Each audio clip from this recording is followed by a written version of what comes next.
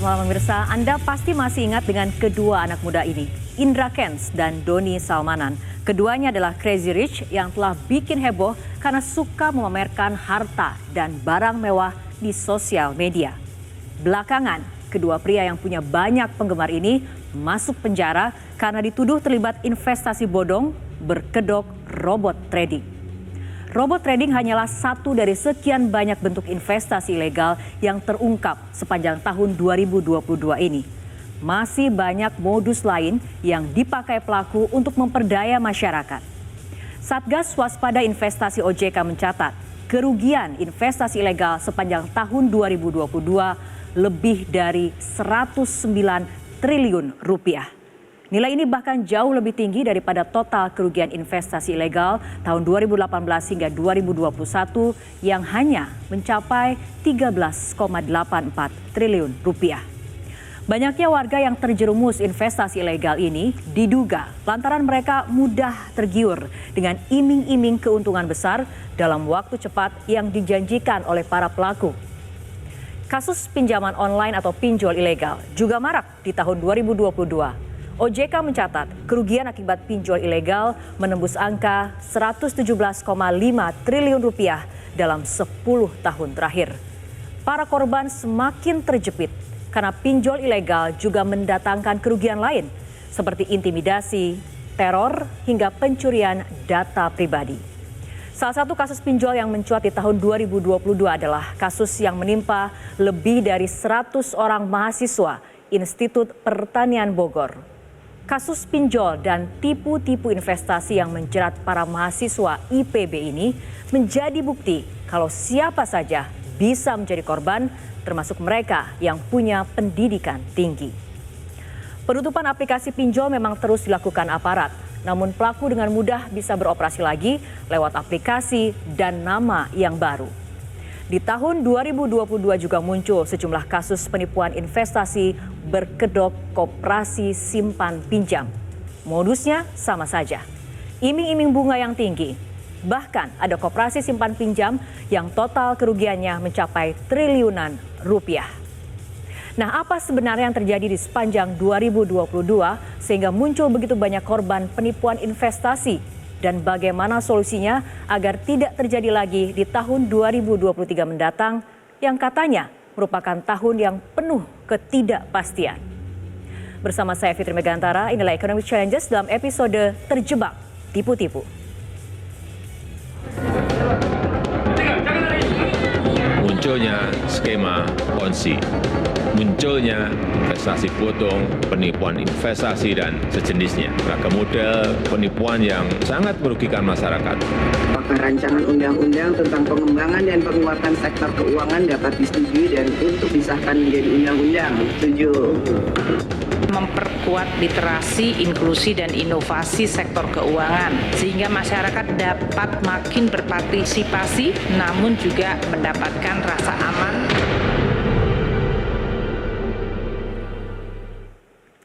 Pemirsa, telah hadir 4 orang narasumber bersama kita malam ini di studio Metro TV. Ada anggota Dewan Komisioner OJK bidang edukasi dan perlindungan konsumen, Friderika Widya Sari Dewi. Mbak Kiki, selamat malam. Terima kasih telah datang di studio Metro TV. Dan juga kemudian telah hadir anggota Komisi 11 DPR RI, Mbak Putri Aneta Komarudin.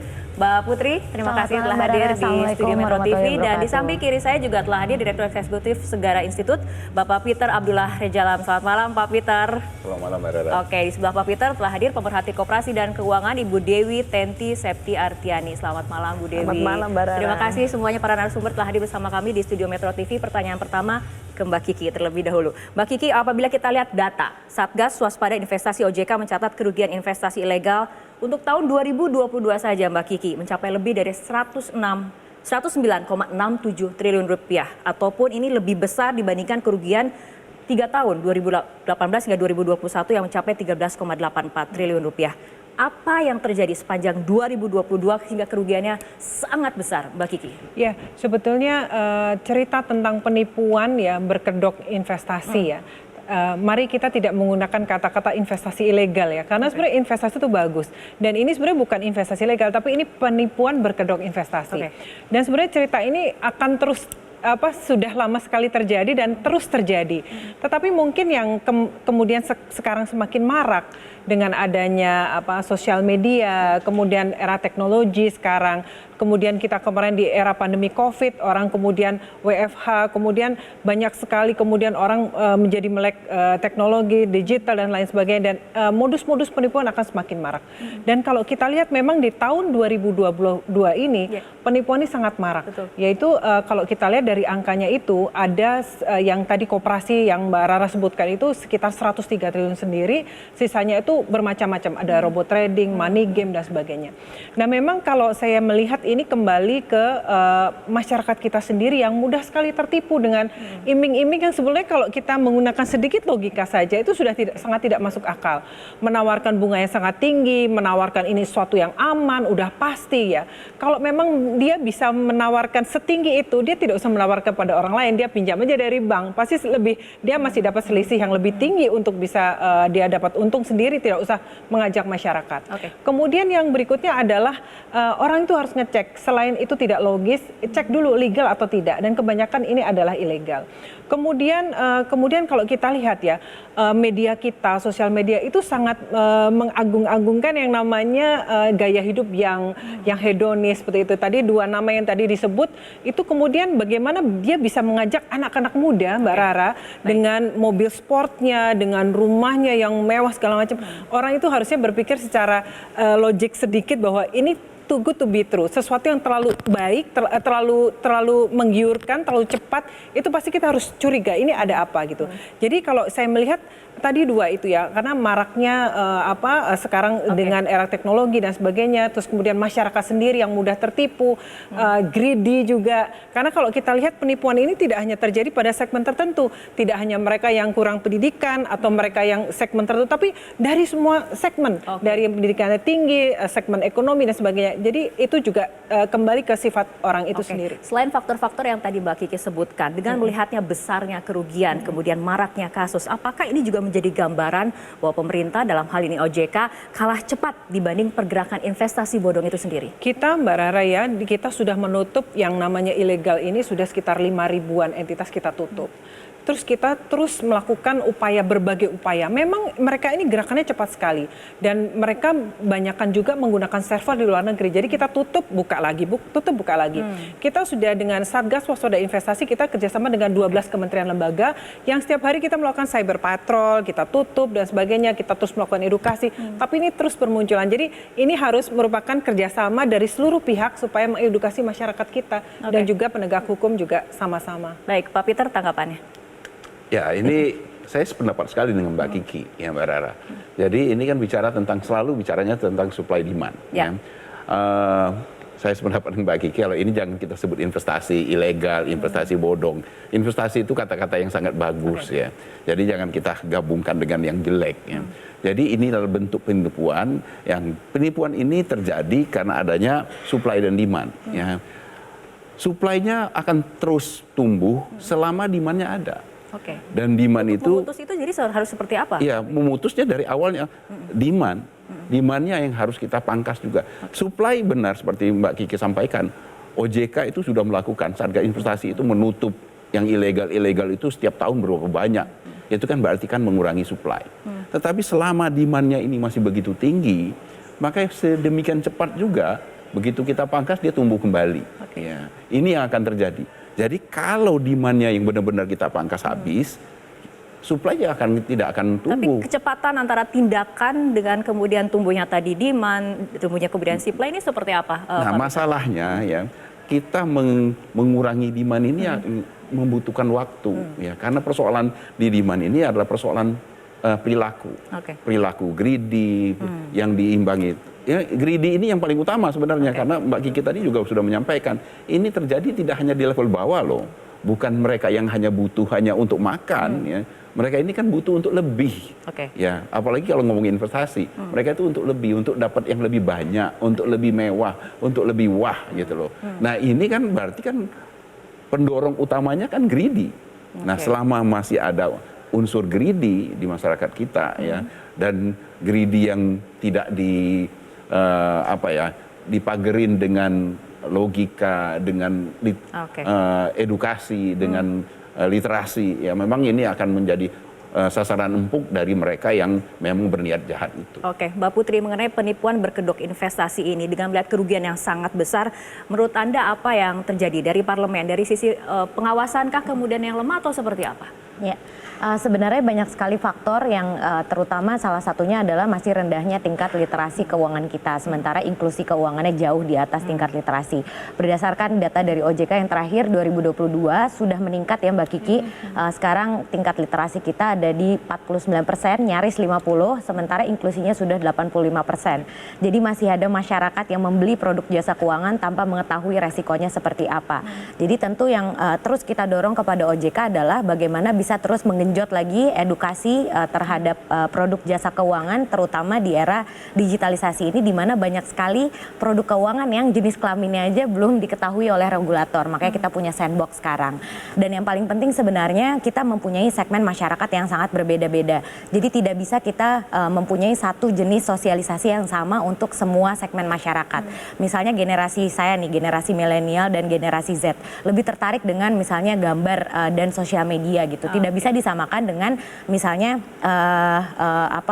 produk sosialisasi untuk masyarakat di pedesaan gitu. Jadi tetap harus ada penyesuaian dan tidak bisa ada one size fits all untuk meningkatkan literasi kita. Oke, Mbak Kiki. Nah ini kan ada aspek sebetulnya mengenai aspek memberi perlindungan konsumen, edukasi, sosialisasi serta pelayanan. Kemudian kenapa aspek-aspek ini belum berjalan optimal sehingga masyarakat belum terlindungi dari penipuan berkedok investasi ini? Saya rasa namanya perlindungan konsumen itu harus satu rangkaian, Mbak Rara, mulai dari edukasi literasi itu sendiri. Jadi kita melihat ada 3 pilar dalam perlindungan konsumen. Yang pertama adalah edukasi dan literasi, tadi disebut Mbak Putri, bagaimana sekarang tingkat literasi dan literasi dan inklusi kita itu masih rendah, walaupun naik dari 2019 ke 2022, dari 38 ke 76 untuk inklusi, untuk literasi, dan kemudian untuk inklusi juga kita sudah naik cukup signifikan ke 86%. Nah kalau kita melihat saat ini memang gapnya itu masih besar. Tadi kalau inklusinya lebih tinggi daripada literasi, itu akhirnya orang itu mereka menggunakan produk dan jasa keuangan tapi nggak paham. Nah ini juga menjelaskan di daerah-daerah tertentu kita punya heat mapping untuk provinsi-provinsi di Indonesia. Itu juga menjelaskan daerah-daerah yang inklusinya lebih tinggi dari literasi, mereka cenderung orangnya sifatnya untuk bisa berani mencoba produk-produk tertentu tanpa memahami, itu biasanya tingkat penipuan yang berkedok investasi juga sangat tinggi. Kemudian kita melihat pilar kedua, pengawasan market conduct, perilaku pelaku usaha jasa keuangan. Ini yang terus dari pengawas kita lakukan terus-menerus dari seluruh sektor, baik itu perbankan, pasar modal, IKNB dan sebagainya. Yang ketiga adalah penanganan pengaduan nasabah. Dan ini atau konsumen. Ini terus kita lakukan secara bersama-sama, Mbak. Jadi merupakan satu kesatuan yang merupakan bentuk pelindungan konsumen itu sendiri. Dan ini nggak bisa dilakukan oleh OJK sendiri, nggak bisa dilakukan oleh, kita harus secara bersama-sama keseluruhan lembaga yang ada di Indonesia. Oke, baik, kita ke Bu Dewi sebelum berbicara mengenai koperasi simpan pinjam yang kemudian ada juga terlibat dalam penipuan. Bagaimana tanggapannya terkait penipuan berkedok investasi ini? Ya, kalau saya melihatnya bukan cuma kurang literasi saja, tetapi melihat dari skala yang korban pinjol itu biasanya memang masyarakat bawah, adanya kesenjangan yang luar biasa di mana mereka sulit sekali memperoleh pendanaan dari bank. Sementara tadi seperti Bapak bilang ada supply dan demand. Demandnya luar biasa, apalagi pada saat masa pandemi itu luar biasa dan mereka harus memerlukan solusi.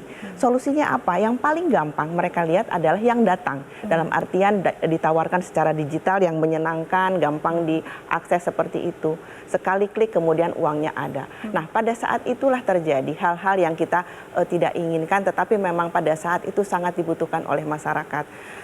Korban-korban itu tentunya satu sisi bisa dimaklumi ya maksudnya bukan kebodohan mereka tapi karena mereka memang butuh.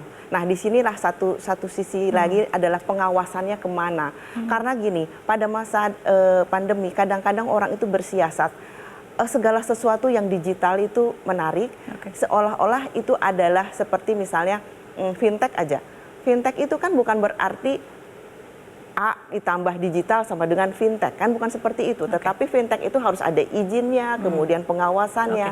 Tetapi dengan bahasa-bahasa bahwa mereka adalah fintech, nanti mungkin ke koperasi ya, mereka adalah fintech dan segala macam, seolah-olah itu menjadi sesuatu yang legal, legit buat anak-anak muda untuk melakukan transaksi seperti itu. Jadi selain supply dan demand, pengawasannya juga mungkin waktu itu ya tidak terlalu fokus. Ini sebetulnya jenis kelaminnya apa, sehingga masuk ke dalam pengawasan apa. Nah, selanjutnya kita akan berbincang mengenai koperasi yang seharusnya memiliki tujuan yang mulia, ternyata terlibat pada investasi berkedok, penipuan berkedok investasi seperti itu ya Bu Dewi. Kita akan bahas, tapi kita ikuti jeda berikut terlebih dahulu.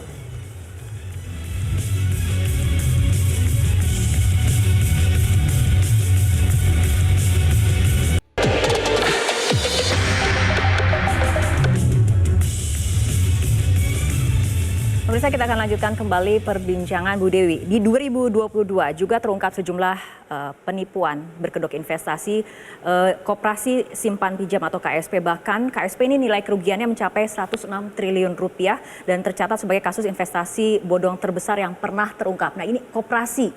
Kita berbicara mengenai koperasi loh Bu. Kemudian kan tujuannya seharusnya mulia, tapi kenapa kemudian terlibat dalam penipuan seperti ini? Bahasa bagusnya gini, pengejawantahan negara Indonesia sebagai negara kesejahteraan itu memang paling tepat melalui koperasi. Karena koperasi itu berarti orang banyak berkumpul untuk mensejahterakan kelompoknya, anggotanya, dan juga masyarakat. Itu yang paling ideal. Dan memang paling positifnya adalah koperasi itu tidak hanya mensejahterakan anggota, tetapi keberadaannya itu membuat masyarakat yang lain ikut sejahtera. Nah, karena seperti itu makanya negara memberikan kemudahan, perizinan, peraturan, masalah permodalan kepada koperasi. Itu yang dibidik oleh orang-orang ya atau oknum ya, bahwa kemudahan itu bisa disiasati. Oleh karenanya di sini mungkin yang bisa kita lihat banyak sekali pola-pola bank gelap berkedok koperasi, fintech berkedok KSP. Kemudian sekarang yang marak itu mengenerate bukan hanya KSP tetapi kepada koperasi yang lain adalah badan hukum cangkang koperasi, shell sebagai shell saja. Dia bisa apa saja. Jadi menggerus kekayaan negara, ya kan, menghilangkan hak kekayaan negara itu melalui koperasi berbentuk cangkang. Nah, itu kemudahan yang disiasati oleh para oknum. Tentunya kembali lagi ada suatu upaya yang harus dilakukan oleh semua pihak tadi ya, bukan cuma dari pemerintah saja, masyarakat juga harus diedukasi supaya tidak terjerembab ke dalam jebakan-jebakan yang manis. Karena untuk modusnya sendiri apakah terus berkembang Bu atau seperti apa? Oh iya, karena kalau koperasi itu identik dengan orang baik. Ayo berkoperasi, pastinya menjadi orang baik, ya kan? Makanya ada bank gelap berkedok koperasi. Karena kalau dia membuat bank gelap nggak akan laku, tapi kalau dia dikamuflase oleh koperasi tentunya menjadi baik. Sama juga dengan fintech. Padahal fintech itu kan sulit ya, ada beberapa banyak dokumen yang harus disiapkan, perizinannya juga, pengawasannya. Tetapi mereka itu mengkamuflase dengan KSP ditambah digitalisasi, itu dianggapnya sebagai fintech. Itu menarik buat anak muda karena apa? Lebih gampang dan lebih fashionable gitu. Ditambah lagi dengan iming-iming tadi bunga yang tinggi. Baik, Pak Peter. Nah, ini ternyata koperasi juga tidak lepas dari jerat penipuan berkedok investasi. Silakan tanggapannya. Ya, koperasi ini yang seperti Mbak Dewi bilang, koperasi ini anak domba ini. Jadi ya para serigala paling enak ya berbulu domba ya menggunakan kedoknya koperasi. Koperasi ini adalah salah satu soko guru kita yang perekonomian Indonesia diidealkan itu dibangun oleh 3 soko guru ya, 3 tiang penyangga, swasta, BUMN dan koperasi ya. Tetapi sayangnya memang koperasi ini sudah terlalu lama kita tinggalkan. Kalau kita menggunakan bahasanya Pak Jokowi, sudah terlalu lama kita memunggungi koperasi. Ya. Nah, di tengah kondisi kita memunggungi koperasi itu, semakin sedikit orang yang paham tentang koperasi. Nah, sementara dari sisi pemerintah sendiri, dari awalnya perekonomian kita ingin dibangun dengan soko guru koperasi tersebut, kita memberikan kemudahan-kemudahan kepada koperasi. Nah, inilah yang dimanfaatkan oleh mereka untuk mencari keuntungan secara tidak bertanggung jawab. Ya. Yang paling gampang ya bikin koperasi. bikin secara ketentuan, secara persyaratan itu semuanya dimudahkan. Nah, sehingga dengan cara seperti itu, dan apalagi begitu kita ngomongin koperasi, yang terkesan adalah bentuknya baik-baik saja, itu ya, semuanya baik. Nah, ini yang dimanfaatkan. Sayangnya kita tidak cepat, walaupun kasusnya sudah sering sekali ya Mbak Rara ya. Kasusnya sudah sangat sering, tetapi kita tidak pernah, kalau menurut saya kelemahannya adalah tidak belajar dari permasalahan-permasalahan itu ya.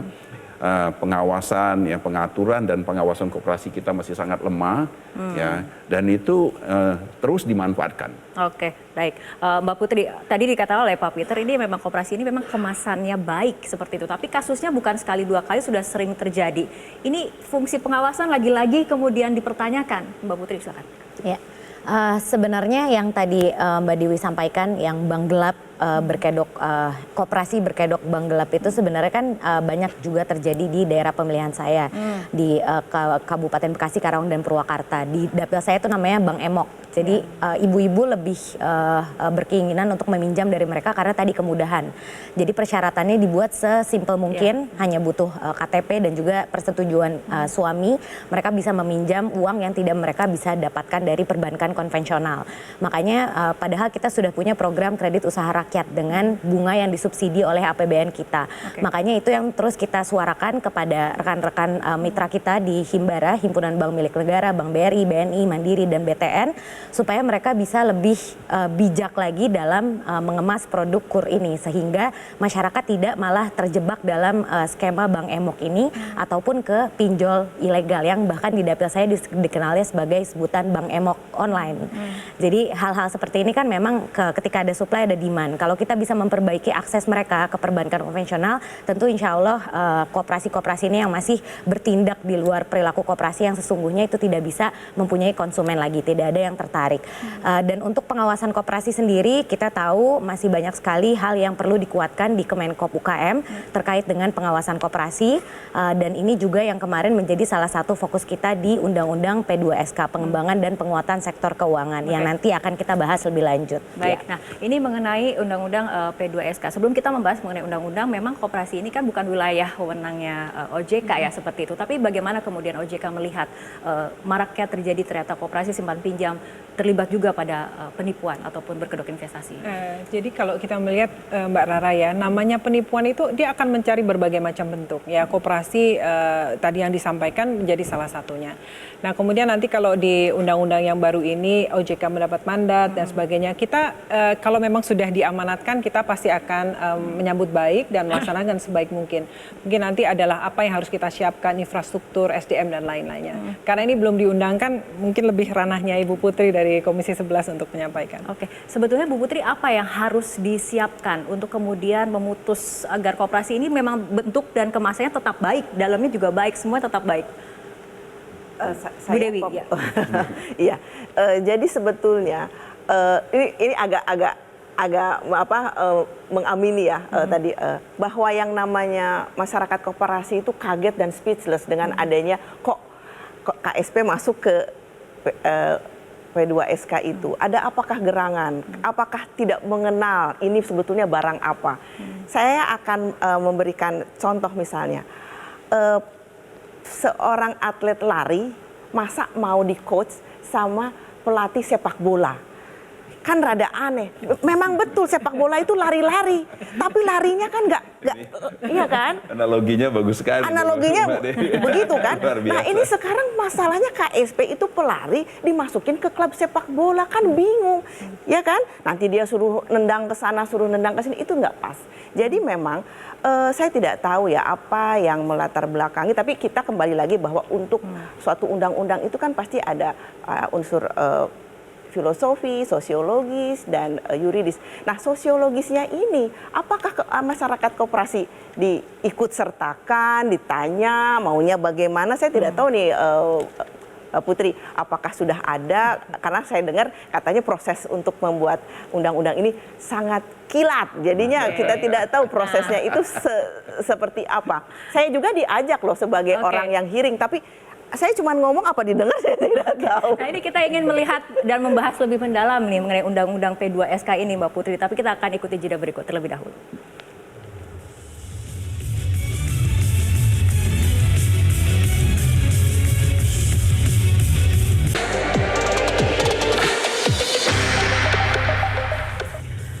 tanggal 15 Desember 2022, DPR mengesahkan Undang-Undang Pengembangan dan Penguatan Sektor Keuangan atau sering disingkat P2SK. Undang-Undang P2SK merupakan Omnibus Law yang mengubah sekitar 17 regulasi terkait sektor keuangan yang telah berlaku sekitar 30 tahun. Undang-undang ini dinilai menjadi momentum reformasi yang luar biasa di sektor keuangan karena memiliki peran yang sangat penting untuk menghadapi kondisi terkini di sektor keuangan. Ada banyak pasal penting di dalam Undang-Undang P2SK, seperti penguatan pelindungan negara terhadap konsumen sektor keuangan agar korban-korban investasi bodong atau pinjol semakin berkurang. Mampukah undang-undang baru ini mencegah maraknya investasi bodong? Kita akan kembali menggalinya bersama 4 narasumber yang telah hadir di studio Metro TV untuk malam hari ini. Kita kembali ke Mbak Putri. Mbak Putri, mampu atau tidak Undang-Undang P2SK ini memperkuat reformasi sektor keuangan, kemudian meminimalisir adanya penipuan berkedok investasi? Ya, mungkin tadi menjawab yang pertanyaan Mbak Dewi juga. Sebenarnya proses undang-undang ini kan sudah lama sekali, dari sejak tahun lalu sampai dengan tahun ini. Jadi sudah sekitar 1 tahun penuh kita membahas, dari mulai pertama kali dicetuskan untuk menjadi prolegnas sampai dengan sekarang. Dan yang paling penting sebenarnya untuk koperasi sendiri, seperti tadi yang disampaikan oleh Mbak Dewi, itu kita tidak akan memindahkan pengawasan koperasi kepada OJK. Jadi yang benar adalah semua koperasi yang berperilaku seperti perusahaan jasa keuangan misalnya yang mengambil dana dari pihak ketiga di luar anggota, terus misalnya yang memasarkan produk di luar produk simpan pinjam, sekarang sudah ada yang memasarkan produk pasar modal, itu nanti akan dialihkan kepada OJK, tapi mereka harus merubah namanya menjadi institusi jasa keuangan, tidak boleh dengan nama koperasi lagi. Dan yang menentukan siapa, yang menentukan nanti akan adalah Kemenkop UKM yang akan menentukan siapa koperasi yang bukan lagi menjadi koperasi yang pure. Jadi ini kita sekaligus melakukan purifikasi dari gerakan koperasi ini, sehingga yang nanti akan ada di bawah pengawasan koperasi. Kemenkop UKM adalah hanya koperasi yang sudah dipurifikasi ini. Oke, secara generalnya butuh ketegasan mungkin dari kepada masyarakat juga, Mbak Putri. Apakah dengan adanya Undang-Undang P2SK ini warga bisa aman dari penipuan berkedok investasi? Ya. Tentu undang-undang ini menjawab selama ini tidak adanya kepastian hukum terkait dengan seluruh aset keuangan digital dan inovasi di sektor keuangan yang selama ini masih ada di bawah ranahnya POJK, Peraturan Otoritas Jasa Keuangan, atau PBI, Peraturan Bank Indonesia. Sehingga kita ketika akhirnya dibawa ke pihak kepolisian, banyak sekali perdebatan terkait dengan regulasi yang belum ada. Jadi ketika sudah ada ini, sudah ada sanksi pidana untuk nanti pihak-pihak yang memasarkan produk di luar yang sudah diizinkan oleh OJK. Atau misalnya perusahaan jasa keuangan yang tidak mempunyai izin dari OJK tapi masih ada di Indonesia. Jadi hal-hal seperti ini insya Allah nantinya bisa menjawab keresahan masyarakat terkait dengan masih maraknya perusahaan-perusahaan yang ilegal ini yang masih beroperasi di Indonesia.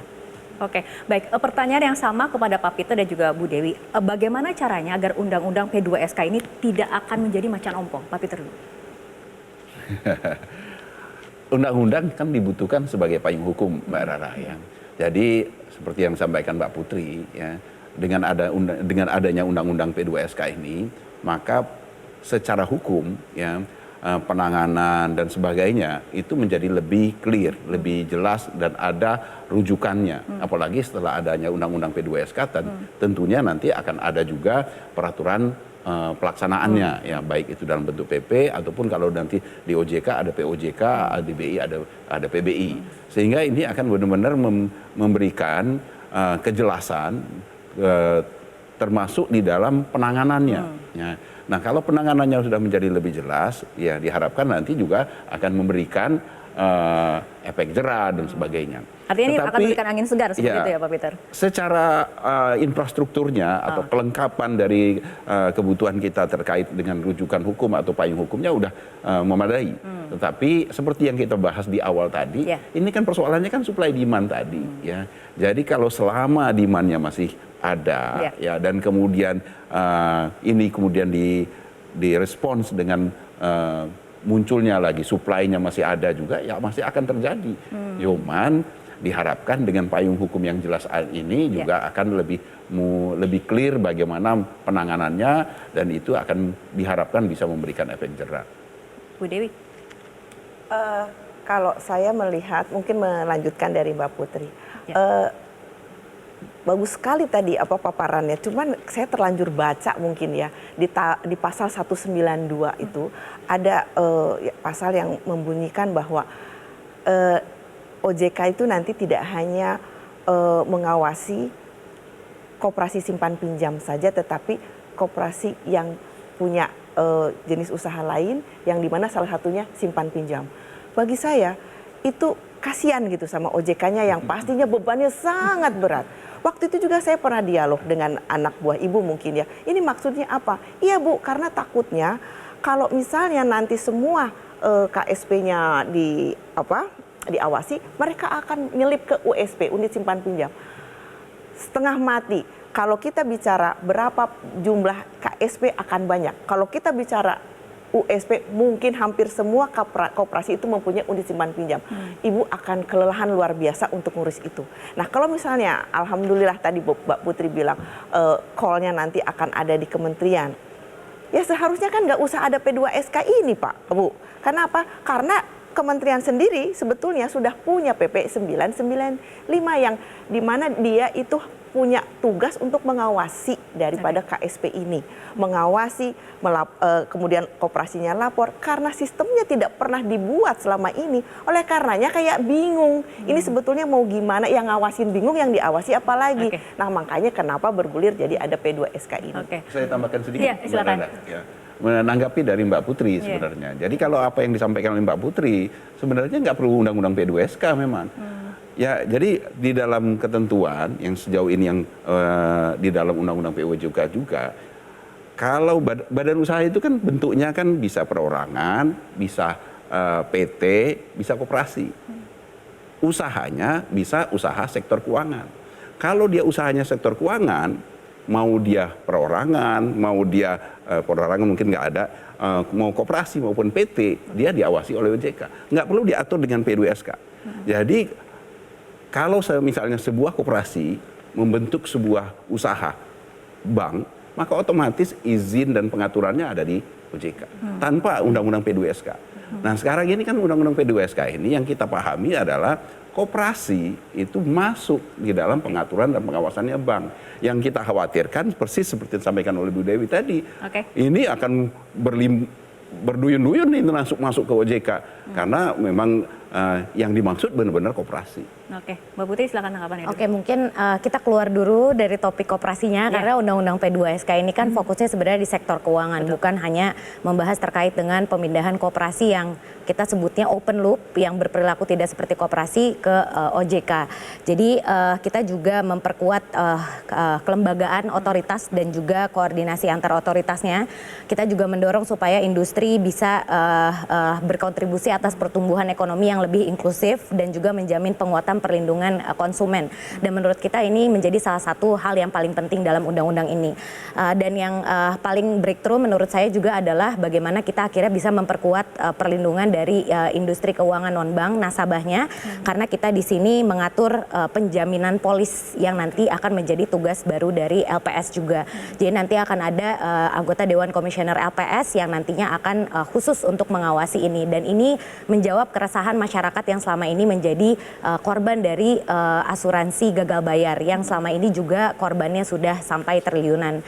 Dan saya yakin ini bisa menjadi salah satu solusi dari permasalahan yang terjadi di industri keuangan non-bank kita. Dan yang paling penting juga adalah kita memperkuat perlindungan konsumen, termasuk juga perlindungan data pribadi dari konsumen jasa keuangan. Jadi selaras dengan Undang-Undang PDP yang telah disahkan oleh Komisi 1 dan pemerintah, kita di sini memperkuat aspek itu dan juga mendorong supaya perusahaan jasa keuangan ikut berkontribusi dalam meningkatkan tingkat edukasi dan literasi dari konsumen jasa keuangan. Jadi tidak hanya menjadi tugas dari OJK atau dari DPR bersama dengan OJK misalnya, tapi sekarang perusahaan di industri jasa keuangan juga bertanggung jawab akan hal itu. Itu salah satunya. Dan yang paling terakhir, ini juga penting kita juga menunjukkan keberpihakan pada pelaku usaha UMKM, karena di sini kita mengatur terkait dengan hapus buku dan hapus tagih. Kenapa? Karena sampai sekarang masih banyak sekali masyarakat yang tidak bisa mengakses mengakses perbankan konvensional karena mereka masih memiliki catatan hutang 1 juta saja di perbankan konvensional, tapi sudah masuk blacklist.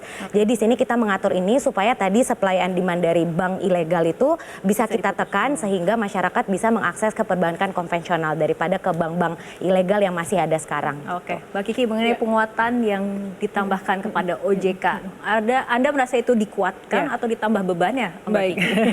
Gini, kalau kita kan kita mendapat amanah ya Mbak ya. Kalau memang sudah diamanatkan di undang-undang, pasti kami akan melaksanakan dengan sebaik mungkin. Nah, tapi menambahkan tadi dari P2SK ini, kami melihat dari sisi kacamata perlindungan konsumen itu sendiri, ini sangat luar biasa loh. Dari 5 pilar tadi yang disebutkan, 2 itu terkait dengan perlindungan konsumen itu sendiri dan juga peningkatan literasi inklusi di keuangan yang tadinya ada, tapi sekarang semua dinaikkan ke undang-undang pengawasan market conduct ya, perilaku pelaku usaha jasa keuangan. Jadi menurut kami ini suatu keberpihakan yang luar biasa untuk masyarakat konsumen. Karena tadi misalnya ada seperti pinjol, itu kasusnya sedemikian marak, tapi kenapa tidak menimbulkan efek jerat, pertanyaan Mbak Rara tadi, karena belum ada delik khususnya, dan itu akhirnya masuk ke pidana umum yang hukumannya sangat ringan kalau kita melihat sekarang, dan dengan adanya sekarang udah diperjelas, dan kita melihat itu adalah satu keberpihakan dan sangat positif. Kami memandang itu sebagai suatu positif, dan kalau namanya tugas ya, kita akan selalu siap. Oke, baik, kembali ke Mbak Putri mengenai perlindungan konsumen sendiri, apakah dengan adanya undang-undang P2SK ini, misalnya masyarakat menjadi korban kejahatan, penipuan berkedok investasi nantinya bisa mendapatkan ganti rugi terhadap kerugian yang dialaminya? Ya, kita tambahkan di pasal sanksi itu adalah bagaimana nanti masyarakat bisa mendapatkan ganti ruginya, tentu nanti bergantung pada hakimnya. Tapi kita perjelas di situ pendekatan secara restoratif, termasuk salah satunya pengembalian kerugian nasabah.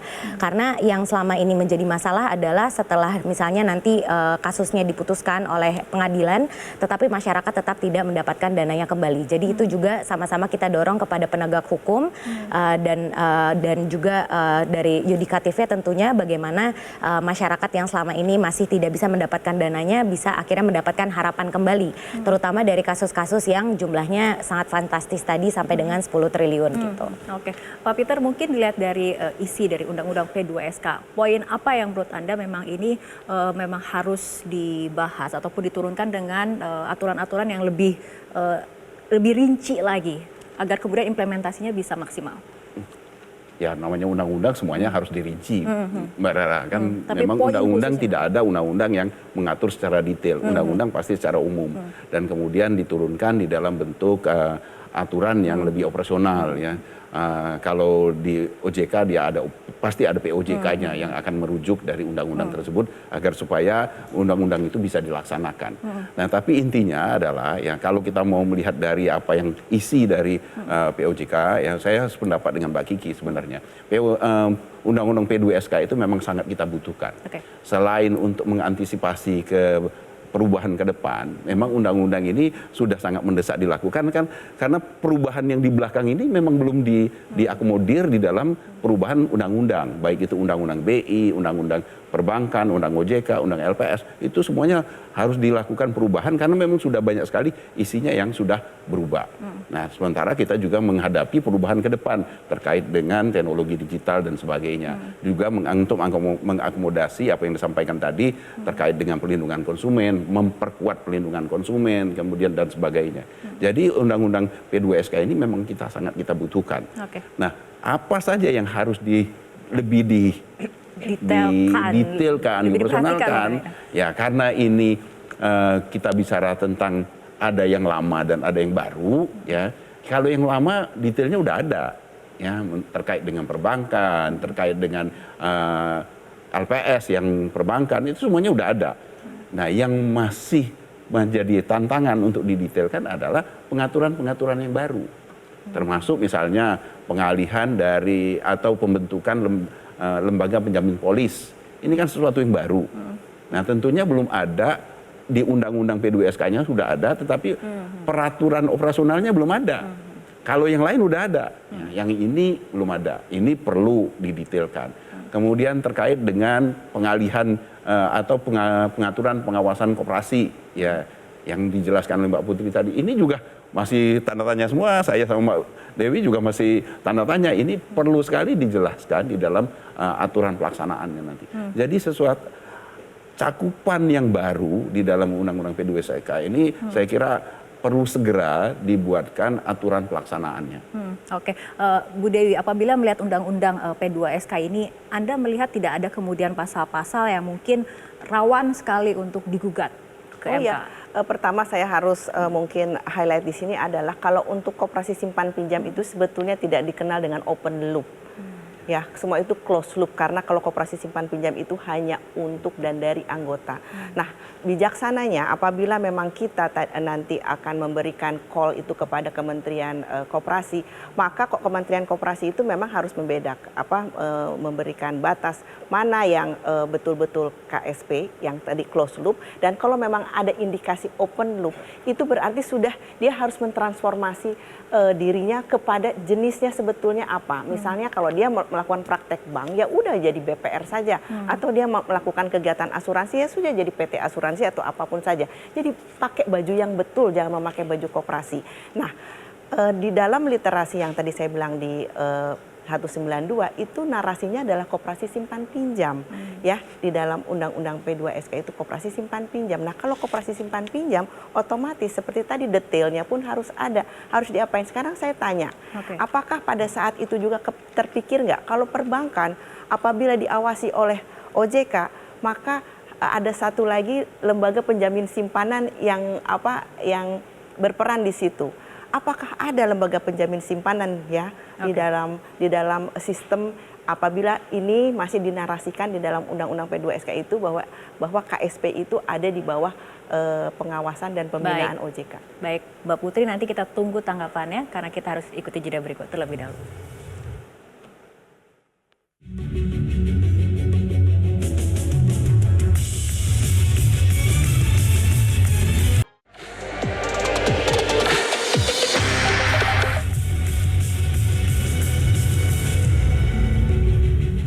Pemirsa, kita akan lanjutkan kembali perbincangan. Mbak Putri, ternyata masih banyak pertanyaan-pertanyaan yang dilontarkan oleh Bu Dewi dan juga Peter terkait Undang-Undang P2SK ini. Silakan tanggapannya. Ya.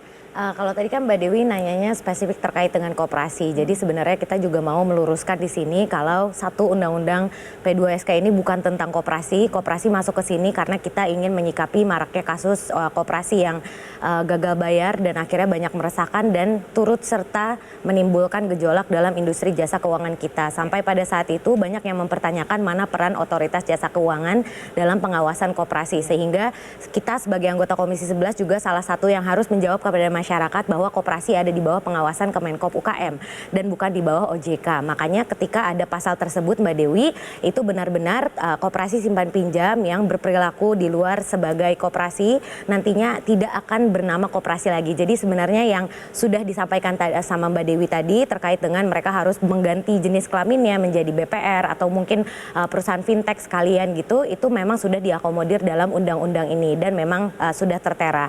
Tapi tentu karena butuh sekali rinciannya, nanti akan ada peraturan turunan dari Kemenkop juga, dari POJK juga yang nanti akan mendetailkan. Namun kita sangat menguatkan peran Kemenkop UKM di sini sebagai pengawas koperasi. Kenapa? Karena yang menentukan nanti siapa yang akan diawasi oleh OJK yang open loop tadi itu adalah Kemenkop dan diberi waktu 2 tahun untuk melakukan hal tersebut. Sehingga insya Allah setelah ini tidak akan ada lagi koperasi yang tidak pure, yang tidak berperilaku seperti koperasi yang seharusnya. Soko guru ekonomi kita. Jadi mungkin itu untuk menyudahi diskusi kita terkait dengan koperasi, karena sebenarnya di dalam Undang-Undang P2SK ini banyak sekali penguatan, terutama karena yang di sebelah saya ini adalah senior saya dari OJK. Kita mau sekaligus juga menginformasikan bahwa terkait dengan banyaknya kasus di industri keuangan non-bank yang diawali dari lemahnya juga pengawasan OJK terhadap industri keuangan non-bank ini, kita memecah 2 untuk pengawasannya. Jadi akan ada anggota Dewan Komisioner yang fokus untuk mengawasi asuransi dan dana pensiun. Nanti akan ada Dewan Komisioner juga yang khusus mengawasi institusi keuangan non-bank lainnya. Jika sudah dikuatkan masih terjadi kasus-kasus investasi ilegal seperti itu, artinya apa dong Mbak Putri? Mungkin harus dilihat dulu karena banyak sekali penyebabnya nanti. Mungkin bisa ada juga bagaimana peraturan turunannya tidak bisa ditindaklanjuti secara tegas oleh OJK ataupun oleh Gakum misalnya. Ataupun mungkin nanti ada masalah masih maraknya juga penipuan melalui sosial media yang membuat masyarakat tergiur, dan dengan faktor ekonomi sekarang yang penuh ketidakpastian, kita tidak boleh menyalahkan masyarakat apabila mereka tergiur dengan iming-iming untuk mendapatkan uang secara cepat gitu. Oke, Pak Peter? Mungkin menambahkan sedikit aja Mbak Rara ya. Tadi kan Mbak Rara kan menanyakan mana yang paling mungkin untuk digugat ya dari Undang-Undang P2SK. Walaupun tadi sudah saya sampaikan bahwa Undang-Undang P2SK ini memang sangat kita butuhkan. Dan secara umum, secara keseluruhan, isi-isinya saya kira memang sangat bagus ya. Cuman kalau kita bicara tentang kemungkinan untuk digugat, kalau menurut saya yang paling layak dan mungkin digugat itu terkait dengan permasalahan koperasi. Karena gugatannya apa? Mungkin bukan gugatan secara hukum, bukan gugatan secara apa ya, tetapi lebih kepada gugatan kepada pemerintah. Karena sekali lagi apa yang menjadi polemik terkait dengan masuknya pengaturan pengawasan koperasi ke OJK itu adalah gambaran bagaimana kita tidak memahami koperasi dan kita sampai sejauh ini tidak memiliki intensi untuk kembali menjadikan koperasi itu sebagai soko guru dalam perekonomian kita. Yang selama ini kita memunggungi koperasi dengan adanya apa yang menjadi polemik sekarang ini dan kemudian disampaikan juga oleh Mbak Putri tadi, itu penjelasan yang menjelaskan bahwasanya memang kita belum ada rencana untuk benar-benar untuk memperkuat koperasi. Oke, baik. Dari koperasi kita ke OJK, ke Mbak Kiki, menurut Anda sendiri Undang-Undang P2SK ini mampu tidak bisa memberikan perlindungan terhadap konsumen? Ini Mbak, saya ingin mengajak kita berpikir dari perspektif yang agak berbeda. Kita dari pemerintah, DPR, Kementerian Keuangan, ya nanti OJK yang akan melaksanakan, kita sudah melakukan seluruh upaya yang bisa kita lakukan ya dari tugas fungsi kita masing-masing untuk melakukan perlindungan konsumen. Tapi kembali ke konsumen itu sendiri atau masyarakat. Jadi ayo dalam situasi yang saat ini, saya ingin mengajak masyarakat Indonesia, ayo berubah gitu. Jangan lagi menyalahkan berbagai pihak kalau mereka terkena skema-skema seperti ini. Karena kadang-kadang itu dari mereka sendiri, karena greedy, mereka tidak mau belajar dan sebagainya. Jadi kalau saya ingin mengajak masyarakat berpikir seperti ini. Kalau kita di industri jasa keuangan, itu ada yang legal dan ilegal. Jadi masyarakat harus memastikan ketika dia memasukkan uangnya berinvestasi atau menggunakan produk jasa keuangan, pastikan legalitasnya. Dan kalau dia legal, itu mekanisme perlindungan konsumennya sudah sangat, infrastrukturnya sudah sangat baik ya. Misalnya kita punya aplikasi portal perlindungan konsumen, kemudian kalau kita dorong untuk melakukan internal dispute resolution dengan PUJK-nya, kalau tidak sepakat, kita dorong ke lembaga alternatif penyelesaian sengketa yang kita awasi dan atur juga. Kemudian perangkat peraturan OJK sudah sedemikian lengkapnya untuk mengatur, untuk melindungi kepentingan konsumen.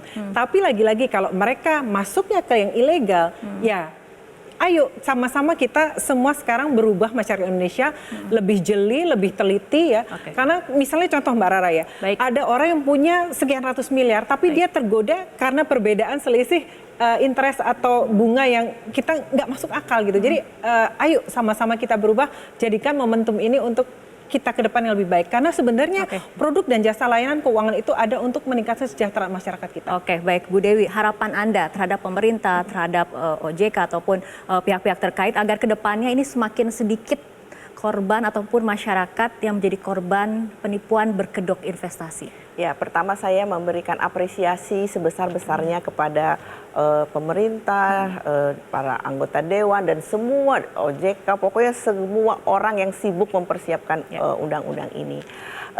Tadi mungkin saya agak melenceng sedikit, tetapi keberadaannya itu kalau bisa itu ajak dan bisa diimplementasikan pada masyarakat. Karena buat apa kita bikin undang-undang secantik apapun, tetapi tidak bisa diimplementasikan. Undang-undang P2SK itu tapi sudah dinarasikan bagus sekali, komprehensif. Tapi ada yang dikhawatirkan karena ada unsur sosiologis yang tidak dilibatkan, yang merasa terganggu. Justru itu kekhawatiran di loop mana itu akan bisa dijadikan sebagai suatu awal daripada relaktan dari masyarakat. Nah, sebetulnya kalau memang undang-undang P2SK-nya sendiri dilaksanakan secara baik, dan tentunya apa yang akan ditambah ya pengawasan dan segala macam akan berimbas kepada perlindungan kepada masyarakat. Hanya itu tadi karena saya memang melihat ini jangan sampai ada lah ya hal-hal yang di luar perkiraan kita. Lebih disempurnakan lagi saja Bu, supaya akhirnya jadi bermanfaat. Tahun depan ada strategi yang baru, ada Undang-Undang P2SK, kita harapkan ini menjadi strategi untuk kemudian meminimalisir juga korban-korban investasi ilegal seperti itu dan juga menguatkan reformasi sektor keuangan seperti itu ya. Mbak Kiki, Mbak Putri, Pak Peter dan juga Bu Dewi, terima kasih telah berbincang bersama kami untuk malam hari ini. Pemirsa, kesadaran masyarakat untuk berinvestasi terus meningkat dari hari ke hari, namun investasi tanpa literasi yang baik sama-sama saja bunuh diri. Uang pun lenyap akibat terjerat penipuan yang beragam bentuk. Sudah seharusnya negara turun tangan lebih baik lagi untuk melindungi masyarakat. Saya Fitri Megantara bersama seluruh kru yang bertugas mengucapkan terima kasih atas kebersamaan Anda. Selamat malam, sampai jumpa lagi di Economic Challenges tahun 2023. Selamat malam.